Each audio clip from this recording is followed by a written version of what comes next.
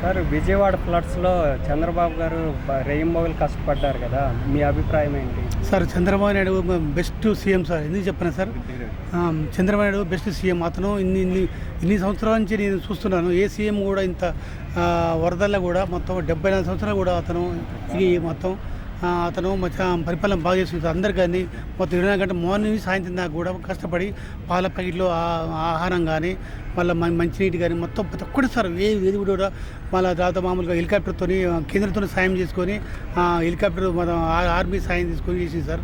Next పోతే మళ్ళీ drone కెమెరాతో కూడా అతను సప్లై చేసిండు.